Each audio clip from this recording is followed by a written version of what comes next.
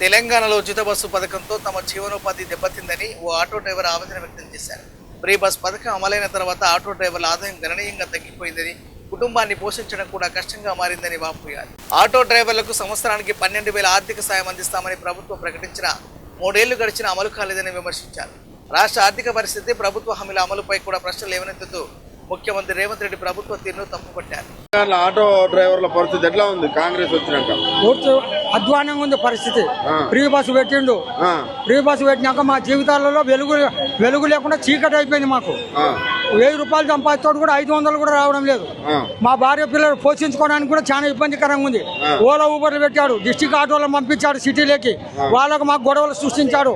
సమస్యల పరిష్కారం చేస్తలేరు మేము గవర్నమెంట్. సంవత్సరానికి 12,000 ఇస్తామన్నారు. ఇప్పుడు 3 సంవత్సరాలు అవుతుంది. 2 సంవత్సరాల 8 నెలలు 9 నెలలు అయింది. ఏమి లేదు. ఏడు వేసిన గొంగడానే ఉంది. రాష్ట్రం చేసే అప్లపాలైంది. ఇప్పుడు ఏమంటారు అంటే మార్పు అన్నారు. గెలిపించారు రేవంత్ రెడ్డి రావాలన్నారు. ఎట్లా ఉన్నది రేవంత్ రెడ్డి? గెలిపించినాం. మేము నమ్మినాం. యువకుడు కదా మార్పు చేస్తాడని నమ్మినాం. రాష్ట్రం అప్లపాలవుతుంది. ఏం చేస్తాడో లేదు. ఎక్కడికైనా పోతే మీకు పైసలు ఇద్దామని చూస్తే నన్ను దొంగను చూసినట్టు చూస్తారు. మరి నేనేం చేయను అంటాడు. ఎవరు? ఆయన చెప్పుకున్నాడు రాష్ట్రం అప్లపాలైంది చెప్పుకున్నాక ఇంకోటి అప్పులు ఇవ్వమంటే ఎట్టిస్తాడు. నాకు సంపద సృష్టించమను, సంక్షేమాలు ఇవ్వమను. ఎవరో వద్దంటలేరు. ఫ్రీ బస్సు పెట్టమను, ఫ్రీ విద్యుత్ పెట్టమను, ఫ్రీ కరెంట్ ఇవ్వను. ఇంకా మొగళ్ళకు కూడా మటన్, చికెన్, మందు ఫ్రీ ఇవ్వను. ఆయనకు పోస్ట్ వచ్చింది, ముఖ్యమంత్రి పోస్టు. ఆయన ఫ్రీ, మేము ఫ్రీ. సాయంత్రం అయితే ఆయన మేము మంది అవుతాం కూర్చొని అందరం.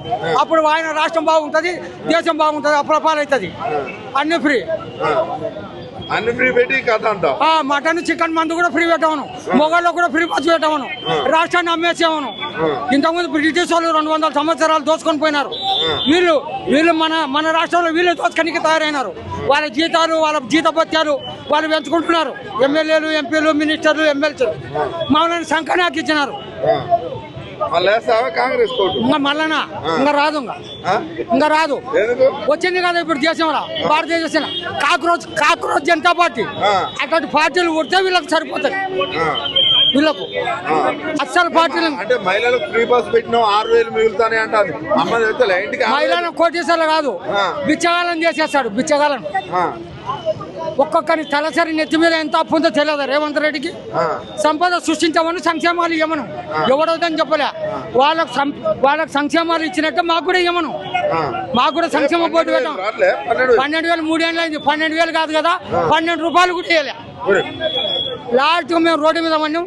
కిడ్నీలు అమ్ముకొని మా భార్య పిల్లలు పోషించుకునే స్థాయికి వచ్చినాం. మేము కిడ్నీలు అమ్ముకునే పరిస్థితికి వచ్చినాం. మేము పేదల ప్రభుత్వం, ప్రజాప్రభుత్వం, అంత దొంగ మాటలు, దొంగ లెక్కలు. దొంగ లెక్కలు చేస్తే ఇంత దొంగ లెక్కలే. అంటే 2034 వరకు ఉంటాడు. 2034, 2029 వరకు ఉంటాడో లేదు తెలియదు. ఆయన భవిష్యత్తు ఆయనకు తెలియదు. జాంక్ ఢిల్లీ పోవడం రావడం, ఎక్కడో ప్లేట్ ఎక్కడో రావడం, ఆయన పదవి కాపాడుకొని ఇంకా పోవడం రావడం. ఆయన పదవి ఆయన కాపాడుకోను. 2029 వరకు ఎవరు ఉంటాడో, ఎవరు తెస్తాడో, ఎవరు బతుకుతాడో తెలియదు. ఇవాళ ఉన్నోడు రేపు ఉంటాడో, రేపు ఉన్నోడు ఎల్లుండి ఉంటాడో తెలియదు. 2034 వరకు చెప్తాడు ఆయన. ఎట్లా మరి ఇట్లా అబద్ధాలు చెప్పి ఎన్ని రోజులు గడుపుతారు? అంతే. ఇంత 2 సంవత్సరాల 4 ఏళ్ళు కాలం గడుపుకుంటాడు, పోతాడు. అంతే. మా బతుకులు రోడ్డు మీద బతుకులు, కుక్క బతుకులను చేసి పెట్టినాడు. మా బతుకులు మేము ఓటేసి గెలిపించుకొని ఏదో మమ్మల్ని మార్పు చేస్తాడు, మాకు భవిష్యత్తు ఇస్తాడు, ఏదో ఉద్ధరిస్తాడు అని చెప్తే మా బతుకులు రోడ్డు మీద కుక్క బతుకులు చేసిండు. ఎందుకు ఎక్కువైనా హైదరాబాద్ లో ఓలా, ఊబర్ ఎందుకు ఎక్కువైంది? మళ్ళీ ఉన్న ఆటోలకు గిరాకీ లేదు అంటే కొత్త ఆటోలు రిలీజ్ చేసిండు పొన్నం ప్రభాకర్. కమిషన్ల కక్కురుజబడి కొత్త ఆటోలు రిలీజ్ చేసిండు. మోసం దమ్మి పర్మిట్లు ఇస్తా అంటున్నాడు.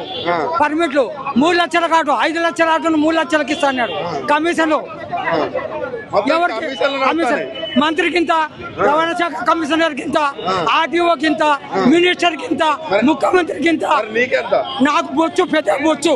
12 రూపాయలు కూడా ఇవ్వలేవాడు. 3 సంవత్సరాల నుంచి 36,000 ఇచ్చే బదులు 36 రూపాయలు కూడా ఇవ్వలే. పెద్ద బొచ్చు ఇచ్చిండు మాకు.